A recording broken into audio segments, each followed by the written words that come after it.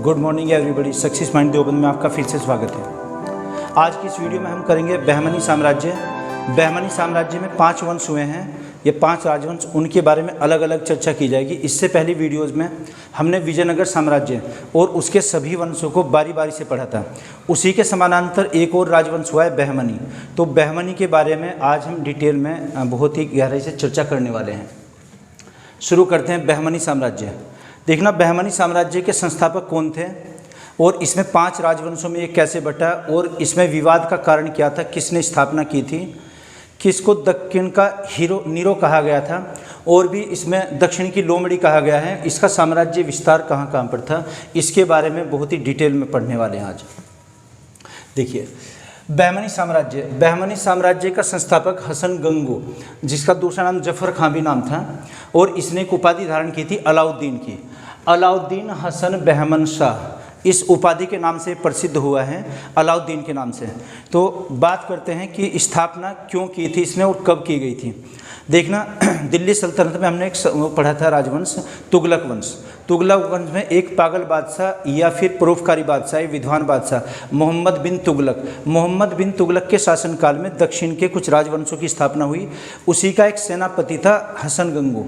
तो हसन गंगू ने सन 1347 में 1347 में दक्षिण में एक नए राजवंश की स्थापना की। इसका साम्राज्य विस्तार देख लेते हैं। पहले दक्षिण में कहाँ पर, मैप में थोड़ी नज़र डालिएगा। सबसे दक्षिण में विजयनगर साम्राज्य, और ये इसके बीच में एक नदी थी कृष्णा नदी, और उत्तर की तरफ यानी कि उसके नॉर्थ में ये बहमनी साम्राज्य और विजयनगर साम्राज्य ये एक दूसरे के समकालीन थे, और इसके बीच में जो सीमा थी ये कृष्णा नदी। ये बहमनी साम्राज्य भी 5 राजवंशों में, कौन कौन से, अहमदनगर, बरार, बीदर, बीजापुर, गोलकुंडा, ये इनमें था। लेकिन ये तो मोहम्मद III के शासनकाल में अलग अलग हुआ था। उससे पहले जो स्थापना की थी हसन गंगू ने, ये बहमनी पहले एक ही था। इसमें फिर 4 प्रांत बनाए गए थे, 4 राज्य अलग अलग थे। वो कौन कौन से थे, जैसे बीदर, बरार, बीजापुर, और एक इसमें आ जाएगा दौलताबाद। ये 4 बनाए थे इसने। बीजापुर का दूसरा नाम गुलबर्गा भी है। तो हसन गंगू के नाम में गंगू क्यों लगाते थे, ये कहा जाता है इतिहासकारों के द्वारा कि दिल्ली के एक ब्राह्मण शासक हुए हैं जो व्यापारी का भी काम करते, उनका विदेशों से व्यापार था। तो उसके दरबार में एक सेवक के रूप में कार्य करते थे। नाम क्या था जो ब्राह्मण व्यापारी, गंगू। तो इनके नाम में हसन गंगू लगाने लगे थे। और बहमनी नाम क्यों है, क्योंकि ये बाहर से आए थे। एक ये पढ़ेंगे हम शब्दावली, जो मोहम्मद शाह और ताजुद्दीन फिरोज शाह के शासनकाल में एशियाई विदेशी अफाकी के द्वारा यहाँ पर आए थे। तो जो विदेशों से आएंगे उसको क्या कहा जाएगा, अफाकी। ये एक अफाकी थे और यहाँ पर भारत में जॉब करने लगे थे, भारत में सेवाएं देने लगे थे अपनी। फारस के शाह का नाम क्या था, बहमन। तो अपने आप को ये बहमन का वंशज बताते थे कि फारस के जो शाह है बहमन का वंशज कौन, हसन गंगू। और नाम गंगू क्यों लगाया गया, क्योंकि दिल्ली के एक व्यापारी के यहाँ पर सेवा देते थे, उस नाम क्या था, ब्राह्मण थे वो, गंगू। तो हसन गंगू। दूसरा नाम जफर खां या हसन गंगू ने सन 1347 में बहमनी साम्राज्य की स्थापना की थी, जिसमें 4 राज्य बनाए गए थे। 4 राज्य कौन कौन से थे, बीदर, बरार और बीजापुर, और एक दौलताबाद। बीजापुर का दूसरा नाम क्या था, गुलबर्गा। जैसे आज की डेट में हम देखते हैं भारत में कितने राज्य हैं, टोटल 28, और उसमें 8 केंद्र शासित राज्य। तो टोटल कितने हो जाएंगे, 36। जैसे हमारा भारत 8 राज्यों में विभाजित है, 8 राज्यों में अलग अलग सरकारें होती हैं। तो ऐसे ही जो इसने बहमनी साम्राज्य की स्थापना की थी उसमें 4 राज्य थे, गुलबर्गा, बरार, बीदर और दौलताबाद। इसने अपनी राजधानी किसको बनाया, गुलबर्गा को। और गुलबर्गा का एक नया नाम दिया था एहसानाबाद। देखना, दिल्ली के गंगू नामक ब्राह्मण का सेवक था प्रारंभ में, और फारस के शाह बहमन का वंशज था, अपने आप को उसका वंशज बताता था, और उसी नाम से बहमनी साम्राज्य की स्थापना की। राजधानी क्या थी प्रारंभिक, गुलबर्गा को अपनी राजधानी बनाया। गुलबर्गा का नाम क्या था दूसरा, बीजापुर। और गुलबर्गा का एक और नाम जो चेंज किया था, परिवर्तित नाम, एहसानाबाद। ये क्वेश्चन आता है कि एहसानाबाद ये किसका नाम था, तो 4-5 ऑप्शन ये रहेंगे इसमें, अहमदाबाद, ये बीदर, बीजापुर, बरार। तो उसमें किसका नाम था, बीजापुर का। गुलबर्गा बीजापुर का ही नाम था। अच्छा, साम्राज्य को 4 प्रांतों में विभाजित किया था। प्रांत को उस टाइम स्टेट्स को तरफ भी कहते थे, तरफ, 4 तरफों में, तरफ का मतलब दिशा से नहीं है, तो 4 तरफों में यानी कि 4 क्षेत्रों में 4 प्रोविंशियल प्रांतों में बांटा गया था। कौन कौन से? गुलबर्गा, बरार, बीदर और दौलताबाद। इसने एक नई घोषणा की थी जब साम्राज्य की स्थापना की कि दक्षिण में किसी भी जो गैर मुस्लिम होंगे यानी कि हिंदू शासकों से कोई जजिया कर नहीं लिया जाएगा। उनका जजिया माफ़ कर दिया गया था। तो ये बहुत बड़ा एक निर्णय लिया था, जजिया कर ना लेने का निर्णय लिया गया। और दक्षिण में ही जो पश्चिमी घाट पर दाबुल एक बंदरगाह, उस पर कब्जा कर लिया था दाबुल में। तो क्वेश्चन है कि दाबुल किसके अंतर्गत आता था? ये आ जाएगा इसमें गुलबर्गा के अंतर्गत। यहीं पर दाबुल बंदरगाह की स्थापना की गई थी। वैसे तो ये प्रायद्वीपीय भारत में आएगा। देखना, प्रायद्वीपीय भारत किसे कहते हैं? जिसके 3 तरफ समुद्र होता है, 3 तरफ जल से घिरा हुआ भाग क्या कहलाएगा? प्रायद्वीप, यानी कि पेनिनसुलर। यहाँ से अगर देखते हैं लोकेशन मैप में नीचे की तरफ, ये दक्षिणी भारत, और इसमें एक पठार भी आएगा दक्कन या दक्षिणी, एक ही मानिए आप। और इसमें जो प्रायद्वीप हो जाएगा, प्रायद्वीप का मतलब क्या हुआ? इसके एक तरफ तो अरब सागर, नीचे हिंद महासागर, और पूरब में अगर देखते हैं तो बंगाल की खाड़ी। इसके 3 समुद्र हुए, बंगाल की खाड़ी, हिंद महासागर, इंडस ओशियन, और यहाँ पर ये अरेबिक सागर, अरेबिक सी। क्या आ जाएगा ये? पेनिनसुलर इंडिया या प्रायद्वीपीय भारत। प्रायद्वीपीय भारत में 2 साम्राज्य हुए, बहमनी साम्राज्य और विजयनगर साम्राज्य। तो बहमनी के ये हम क्या पढ़ेंगे? शुरुआत में 4 प्रांत थे इसके, तो 4 प्रांतों में विभाजित किया था। जफर खां के बाद कौन आते हैं? फिर मोहम्मद शाह। मोहम्मद शाह की विशेषता क्या थी कि पहली बार इसने विजयनगर और वारंगल के साथ युद्ध किया था। विजयनगर क्या था? इसके दक्षिण में था, और बीच में नदी कौन सी थी? कृष्णा नदी। यहाँ पर एक किला था, रायचूर का किला। क्या हो जाएगा? रायचूर का किला। और यहीं पर एक क्षेत्र पड़ता है मुदगल, उनको लेकर विवाद हुआ था। यानी कि बहमनी साम्राज्य और विजयनगर साम्राज्य में जो विवाद की जड़ थी, बोन ऑफ कंटेंशन, वो क्या था? रायचूर का किला। तो ये शुरुआत किसने की? बहमनी के कौन से शासक ने? मोहम्मद फर्स्ट ने की थी। और इसी युद्ध में पहली बार बारूद का प्रयोग किया गया था। किसके विरुद्ध हुआ था? जैसे विजयनगर साम्राज्य में पहली क्लासेज में हम बता चुके, उसमें 4 वंश हुए हैं। कौन कौन से विजयनगर में? ये संगम वंश, सुलु वंश, तुलु वंश और आरवीडु वंश। संगम वंश के जो संस्थापक थे हरिहर और बुक्का, उसमें हरिहर फर्स्ट के बाद कौन उसका भाई बना? जो संयुक्त शासक भी था, बुक्का। तो बुक्का के साथ में ये युद्ध हुआ था, यानी कि विजयनगर के साथ में जो पहला युद्ध हुआ, बहमनियों की तरफ से किसने? मोहम्मद फर्स्ट ने किया, और विजयनगर की तरफ से बुक्का। इस युद्ध में मोहम्मद फर्स्ट ने बारूद का प्रयोग किया था। ये क्वेश्चन आता है कि भारत में बारूद का प्रयोग पहली बार कहाँ पर किया गया था? ये बुक्का और मोहम्मद फर्स्ट के युद्ध में हुआ था। तो मोहम्मद शाह फर्स्ट, विजयनगर तथा वारंगल। ये वारंगल का क्षेत्र कौन सा आ जाएगा? वारंगल ये यहीं पर जिसको हम कहेंगे उड़ीसा का क्षेत्र या कुछ आंध्र प्रदेश का क्षेत्र होगा। वारंगल में होते थे गजपति नरेश। जैसे गजपति नरेश, उनसे विजयनगर का भी युद्ध हुआ है। रुद्र प्रताप देव को हराकर रुद्र प्रताप देव ने अपनी पुत्री का विवाह फिर विजयनगर के शासक कृष्णदेव राय से किया था, लेकिन वहाँ से एक बाल कृष्णा की मूर्ति लाए थे वो, उसके विजित क्षेत्रों को वापस लौटा दिया गया था। तो वारंगल किसका नाम हो जाएगा? ये उड़ीसा का नाम हो जाएगा। यहाँ पर उड़ीसा, वारंगल या गजपति नरेश। तो वारंगल और विजयनगर से इसका युद्ध होता है, और विजयनगर के युद्ध में यानी कि बुक्का के विरुद्ध इसने पहली बार बारूद का प्रयोग किया था। तो बुक्का फर्स्ट के विरुद्ध बारूद का प्रयोग पहली बार हुआ। और सेनापति को क्या कहते थे? जो चीफ कमांडर होते थे, अमीर उमरा। अमीर उमरा शब्दावली किसके लिए इस्तेमाल की गई है? चीफ कमांडर के लिए, मुख्य सेनापति के लिए। इसके जो नेक्स्ट शासक आएगा उसके बाद में ताजुद्दीन फिरोज शाह। तो ताजुद्दीन फिरोज शाह की क्या विशेषता? ये सर्वाधिक विद्वान, जैसे दिल्ली सल्तनत में पढ़ा जाएगा, सबसे अधिक विद्वान शासक कौन था? मोहम्मद बिन तुगलक। ये तो दिल्ली सल्तनत में पढ़ेंगे हम। और बहमनी साम्राज्य का सर्वाधिक विद्वान शासक ताजुद्दीन फिरोज शाह। इसने आफाकियों को यहाँ पर शरण दी थी, आफाकियों को आमंत्रित किया था। क्वेश्चन आया कि आफाकी क्या होते थे? आफाकी होते थे जो एशिया या मध्य एशिया से विदेशी भारत में रहते थे, और उनको स्थायी निवास करने के लिए आमंत्रित किया था। किसने किया है? ताजुद्दीन फिरोज शाह ने। ताजुद्दीन फिरोज शाह ने आफाकियों, एशियाई विदेशियों को रहने के लिए आमंत्रित किया, और ये सबसे अधिक विद्वान, और ये विद्वानों का सम्मान करता था अपने दरबार में, उन्हें पुरस्कृत भी करता था। नेक्स्ट इसी में देखिएगा, ये जो आफाकी भारत में आए थे, आफाकियों का, इससे परिणाम क्या हुआ? इसका परिणाम ये हुआ कि यहाँ पर दो गुट बने। अब एक तो दक्कन का बना जो उसके अमीर हुआ करते थे, अमीर यानी कि जो दरबार में रहते थे, दरबारी जैसे मंत्री होते हैं या उपमंत्री होते हैं, जो राजा के करीब रहेंगे उनको क्या कहा जाएगा, अमीर। अमीरों के दो गुट बने, एक तो आफियों का बना था और एक दक्कन का बना था। इनमें फिर यहाँ से युद्ध उत्पन्न होने लगे, यानी कि विरोधाभास एक दूसरे का। आफाकियों एशियाई विदेशों को आमंत्रित करते थे। इसका परिणाम ये हुआ कि अमीर वर्ग में गुटबंदी, एक तो आफिकी का बना और एक दक्कनी गुट बना। ये गुट आपस में कुछ, इसमें शिया और सुन्नी का भी विवाद था। जो मुस्लिमों के दो संप्रदाय होते हैं, उप संप्रदाय, एक शिया और सुन्नी, तो इन गुटों में वो भी शामिल होने लगे थे, चूँकि जो लोग बाहर से आए थे। तो अफीकी क्या है, जो एशिया से आने वाले विदेशी भारत में बसे थे स्थायी रूप में। इसने ताजुद्दीन फिरोज शाह ने क्या किया था, एक अच्छा कार्य, हिंदू अधिकारियों को उच्च पदों पर नियुक्त किया था। ये एक धर्म सहिष्णु शासक भी था, धर्म सहिष्णु यानी कि कोई भेदभाव नहीं करता था जाति संप्रदाय में।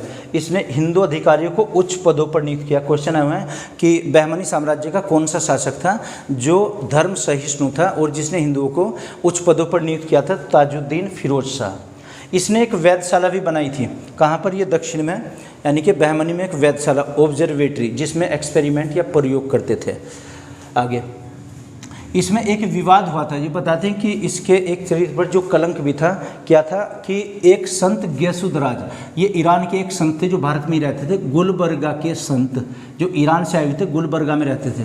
तो इसके गैसुदराज से संघर्ष हुआ था, गुलबर्गा के संत गैसुदराज से संघर्ष। क्वेश्चन है कि गैसुदराज का संघर्ष किसके शासनकाल में हुआ, ये ताजुद्दीन फिरोज शाह के शासनकाल में। और ये क्या थे, संत थे, एक सूफी थे। नेक्स्ट देखते हैं, भीमा नदी के किनारे फिरोजाबाद नगर की स्थापना की। ये फिरोजाबाद, भीमा नदी जो दक्षिण में है, एक फिरोजाबाद ये हरियाणा में है या नहीं, वो दक्षिण में अलग है। तो दक्षिण के किनारे, ये भीमा नदी के किनारे क्या बनाया, फिरोजाबाद नगर की स्थापना। भीमा की सहायक नदी तुंग और भद्रा, तुंग भद्रा भीमा की सहायक नदी, और ये किसकी, कृष्णा की। तो दक्षिण में ये नदी भी यहीं पर आ जाएंगी, इसके किनारे नगर बनाए थे। अगला जो इसमें शासक होगा, शिहाबुद्दीन, शिहाबुद्दीन अहमद फर्स्ट। शिहाबुद्दीन की क्या विशेषता थी, कुछ ऐसी खास नहीं थी। एक तो अपनी राजधानी इसने चेंज की थी, बीदर को राजधानी बनाया था, और बीदर का नाम मोहम्मदाबाद, बीदर का नाम क्या था, मोहम्मदाबाद, अपनी राजधानी बीदर को बना दिया। और इसका नाम भी चेंज कर दिया, पहले तो राजधानी परिवर्तित की गुलबर्गा से बीदर, और अब क्या किया, बीदर का भी नाम मोहम्मदाबाद रखा। इसकी सिर्फ यही विशेषता है, यही उपलब्धियां हैं।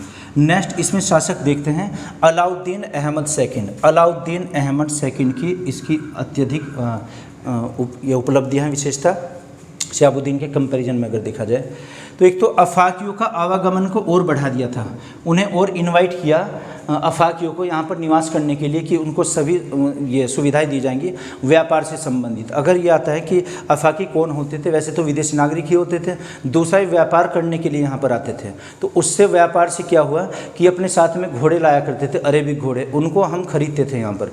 एक तो ये था, दूसरा और भी व्यापार वाणिज्य का कार्य करते थे। तो इसमें अफाकियों के आवागमन को बढ़ावा दिया था किसने, अलाउद्दीन अहमद सेकंड ने। और एक ईरानी अफाकी थे, महमूद गवा। महमूद गवा का वर्चस्व यानी कि उत्कर्ष हुआ था। ये भी क्या थे, एक ईरानी व्यापारी, महमूद गवा।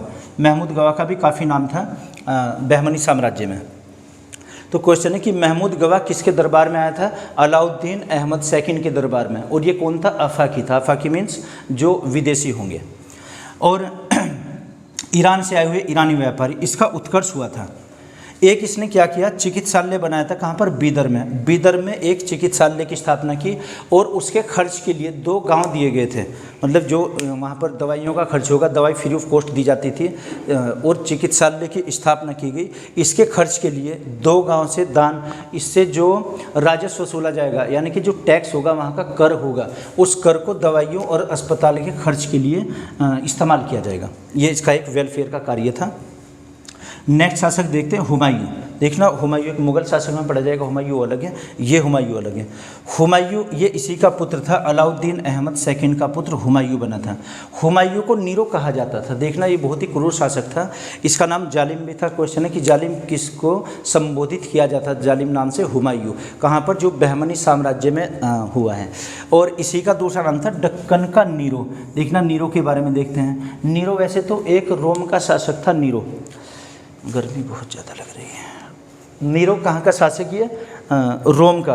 तो ये भी बहुत ही क्रूर हुआ है नीरो। इसके बारे में बहुत कहावत हैं, आधुनिक भारत में भी पढ़ा जाएगा। जब यहाँ पर दिल्ली दरबार लगाया था, दिल्ली में आधुनिक भारत ब्रिटिश शासन में ब्रिटेन की महारानी जब भारत में आई थी तो दिल्ली को सजाया गया था दुल्हन की तरह, और यहाँ पर भारत में खर्च करने के लिए अंग्रेज़ों के पास पैसा नहीं था, लेकिन आवागमन जब हुआ था महारानी का उस पर अत्यधिक खर्च किया गया था। तो कलकत्ता के एक अखबार ने एक घटना लिखी थी कि जब रोम जल रहा था तो नीरो बंसी बजा रहा था। ये नीरो बहुत ही क्रूर शासक था वहाँ का। इसकी तुलना किससे की गई है? दक्कन का नीरो यानी कि हुमायूं से। हुमायूं भी इतना ही क्रूर था जितना नीरो था। तो नीरो शासक कहाँ का हुआ है? रोम का। उसकी तुलना किससे की गई? हुमायूं से। तो दक्षिणी भारत या दक्कन का नीरो या बहमनी राज्य का नीरो, जैसे बोलते हैं ना भारत का समुद्रगुप्त को क्या कहते हैं? भारत का नेपोलियन बोनापार्ट कहाँ का शासक था? ये यूरोप का। और इसकी कई शासकों से तुलना की गई है। ईरान का नेपोलियन कहा गया है नादिर शाह को, और भारत का नेपोलियन कहा गया है समुद्रगुप्त को। ऐसे नीरो किसे कहा गया है? भारत का नीरो या दक्कन का या दक्षिणी भारत का नीरो हुमायूं को कहा गया है। तो ये इम्पोर्टेंट एक संज्ञा दी गई है यहाँ पर। आगे महमूद गवा को इसने अपना प्रधानमंत्री नियुक्त किया। देखना वैसे तो ये बहुत ही क्रूर था, लेकिन जो महमूद गवा था ये क्या था? ईरानी व्यापारी और अफीकी भी था। इसे अपना प्रधानमंत्री बनाया, यानी कि सारा राजपाट यही संभालता था। आगे महमूद गवा को गोवा पर अधिकार किया। महमूद गवा ने, जो गोवा क्षेत्र आएगा, देखना बीजापुर में आ जाएगा ये गोवा, तो गोवा पर भी इसने अधिकार किया। किसने? महमूद गवा ने। महमूद गवा ही इसका प्रधानमंत्री बना था। सभी कार्यपाली और विधायी शक्तियाँ इसके पास आ गई थी, न्यायपालिका। तो काफ़ी दरबार में इसको अधिकार दिए गए थे। गोवा को इसने जीतकर अपने राज्य में मिलाया। और एक यहाँ पर दक्षिण में बंदरगाह भी इसने बनाया था। तो इनके पास 2 बंदरगाह हुए। एक बंदरगाह हमने पढ़ा है इसने ताजुद्दीन में, और एक बंदरगाह यहाँ पर आ जाएगा जो महमूद गवा ने अधिकार में लिया था अपने। और इसका फिर लास्ट वन जो शासक आता है मोहम्मद थर्ड के शासनकाल में देखना क्या हुआ। एक तो ये अल्प आयु में ही शासक बने। जब राज्यारोहण किया गया, कोरोनेशन यानी कि राजमुकुट या वहाँ का सुल्तान घोषित किया गया, तब आयु मात्र 9 वर्ष थी, 9 ईयर्स। और इसका प्रधानमंत्री या संरक्षक किसको बनाया गया? महमूद गवा को। तो महमूद गवा इसके दरबार में भी आए। मोहम्मद थर्ड के राज्यारोहण के समय आयु 9 वर्ष थी। महमूद गवा को अपना प्रधानमंत्री बनाया, तो इसने प्रधानमंत्री बनाया। अच्छा, गवा को ख्वाजा जहाँ की उपाधि दी। देखना ये ध्यान देंगे इस पर। ख्वाजा जहाँ की उपाधि किसको दी गई थी? महमूद गवा को। किसने दी थी? और ये मोहम्मद थर्ड ने, यानी कि जो इसका अंतिम शासक। यहीं से फिर स्प्लिट हुआ है, यहीं से 5 राजवंशों में बटेगा। तो मोहम्मद थर्ड ने क्या? एक तो महमूद गवा को अपना प्रधानमंत्री बनाया, और महमूद गवा को एक उपाधि दी, ख्वाजा जहाँ की उपाधि। लेकिन एक जो गलत कार्य किया था, राजद्रोह का आरोप लगाया था इस पर। सेडिशन का एक आरोप लगाया, एक एलिगेशन कि इसने राजद्रोह किया। क्यों? क्योंकि जो दक्षिण के अफाकी थे और दक्षिण के जो अमीर थे इसके विरुद्ध रहते थे। ये बताते कि उनसे एक सहानुभूति रखता था, यानी कि उनके एक बेटरमेंट के लिए सोचता था, अच्छे के लिए। तो ये राजद्रोह का आरोप लगाया कि कहीं ये दोनों मिलकर बगावत न कर दे मोहम्मद के विरुद्ध। तो मोहम्मद थर्ड ने इस पर राजद्रोह का आरोप लगाया और महमूद गवा को फांसी दे दी गई। जब महमूद गवा को फांसी दी, अब यहाँ से क्या होगा? बहमनी साम्राज्य का पतन होना स्टार्ट हो जाता है। यहाँ से फिर पतन हुआ। तो क्वेश्चन है कि ये बहमनी साम्राज्य का जो पतन था वो किससे शुरुआत हुई? मोहम्मद थर्ड से। तो यहाँ से बहमनी साम्राज्य का पतन, और 5 नए राजवंशों, अब इसमें अलग अलग स्वतंत्र राजवंश बने हैं। 5 नए राजवंशों का उदय हुआ। ये कहाँ पर उदय हुआ? बहमनी साम्राज्य में। अब ये स्प्लिट हुआ था, अब टूटा था। किस किस में? ये अहमदाबाद, अहमदनगर, बीजापुर, बरार, गोलकुंडा, और एक आ जाएगा इसमें बीदर। तो बीदर, गोलकुंडा, बरार, अहमदनगर, इन 5 में ये स्प्लिट हुआ था। 5 में अलग अलग राजवंशों की स्थापना वो अलग अलग ने की है। तो अब इनके बारे में हम अलग से चर्चा करेंगे। अब इसमें ये दूसरी वीडियो में आएगा, दूसरी क्लास में, क्योंकि ये वीडियो ज़्यादा लेंथी हो जाएगी। एक बार और समराइज कर लेते हैं। देखना इसमें शासक कितने हुए? बहमनी साम्राज्य में 7 हुए। पहले कौन हुए? जफर खां हुए। जफर खां का इनाम क्या था? ये हसन गंगू नाम में क्यों लगाते थे? क्योंकि एक ब्राह्मण व्यापारी के यहाँ पर दिल्ली में जॉब करता था, सेवा देता था, और उसका नाम क्या था? गंगू। तो गंगू टाइटल वहाँ से। और बहमनी क्यों लगा है? क्योंकि ये फारस के शाह बहमन का वंशज अपने आप को बताता था, तो बहमनी वो लगाया। और उसमें उपाधि क्या थी? अलाउद्दीन हसन बहमन शाह की इसने उपाधि धारण की। और तुगलक का सेनापति था मोहम्मद बिन तुगलक का। दक्षिण में इसने बहमनी साम्राज्य की स्थापना की। राजधानी अपनी क्या बनाया? गुलबर्गा। गुलबर्गा का नाम क्या किया? एहसानाबाद किया था। और इसी में फिर 4 राज्य बनाए थे, बीजापुर, बीदर और बरार और दौलताबाद। बीजापुर का नाम क्या था? गुलबर्गा। जजिया कर लेने से मनाही की थी और यहीं पर एक दाभुल बंदरगाह पर अधिकार किया था। उसके बाद में मोहम्मद फर्स्ट आता है, विजयनगर में इसने युद्ध किया था बुक्का के विरुद्ध। इसी में पहली बार बारूद का प्रयोग किया गया। और ताजुद्दीन फिरोज शाह जो सबसे विद्वान हुआ है, यहाँ पर अफाकियों का इसने आवागमन, उनको आमंत्रित किया था विदेशी ईरानियों को आने के लिए, या जो अरब से आते थे या एशिया से आते थे। और हिंदुओं को उच्च पदों पर आसीन किया था। गुलबर्गा के एक संत गैसुदराज से इसका विवाद हुआ था और यहीं पर भीमा नदी के किनारे एक फिरोजाबाद की स्थापना की थी। नेक्स्ट, शिहाबुद्दीन अहमद फर्स्ट, राजधानी बीदर बनाया। बीदर का नाम इसने मोहम्मदाबाद रखा। अलाउद्दीन अहमद की विशेषता क्या कि महमूद गवा का उत्कर्ष हुआ था, एक जो विदेशी यहाँ पर आए थे, और इसे अपना प्रधानमंत्री नियुक्त किया था। बीदर में एक चिकित्सालय की स्थापना की थी जिसके खर्च के लिए 2 गांव दिए थे। उनका सारा राजस्व यानी कि जो टैक्स होगा, टैक्स वो दवाइयों पर और चिकित्सा के खर्च पर प्रयोग किया जाएगा। हुमायूं, इसको जालिम या दक्कन का नीरो भी कहते थे, और यहाँ पर इसने प्रधानमंत्री अपना महमूद गवा को बनाया जिसने गोवा पर अधिकार किया और एक बंदरगाह पर। लास्ट जो इसके हुए मोहम्मद थर्ड में महमूद गवा को उपाधि दी गई, ख्वाजा जहाँ की उपाधि। फिर इस पर राजद्रोह का आरोप लगाकर इसको फांसी दे दी गई। यहाँ से फिर पतन शुरू होता है और विजयनगर साम्राज्य 5 अलग अलग वंशों में टूट जाता है। इसमें कौन कौन से होते हैं? फिर अहमदनगर, बीजापुर, बरार, गोलकुंडा और बीदर, ये अलग अलग 5 थे। तो 1 बाय 1 इनके बारे में हम पढ़ेंगे। तो मैं आशा करता हूँ आपकी समझ आया होगा। अगर नहीं तो कमेंट बॉक्स में आप लिख कर बताइएगा। इसे आप नोट कर लीजिए या स्क्रीनशॉट लीजिए। Okay, thank you.